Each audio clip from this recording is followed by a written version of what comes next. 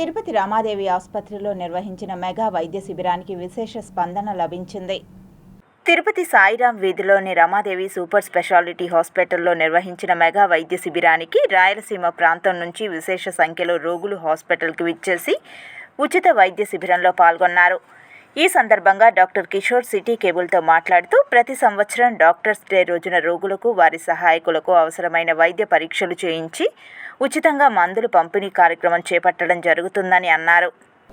Doctors day పురస్కరించుకొని BC Roy గారిని సంస్కరించుకుంటూ ఇవాళ ఉచిత మెగా వైద్య శిబిరాన్ని నిర్వహించడం జరిగింది.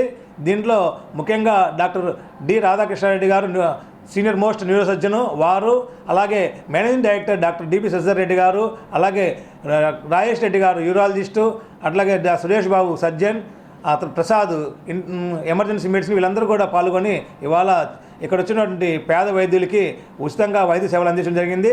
అందులో భాగంగా వాళ్ళని పరీక్షించడం, వాళ్ళకి అవసరమైన పరీక్షలు చేయించడం, అదేవిధంగా మందులు కూడా ఇవ్వడం జరిగింది. దీంట్లో సుమారు 100 నుంచి 150 మంది వరకు వీళ్ళు పాల్గొనడం జరిగింది. వాళ్ళందరికీ కూడా ఎవరైతే పేషెంట్స్ వచ్చారో వాళ్ళందరికీ కూడా ఉచితంగా వైద్యం అందించడం జరిగింది.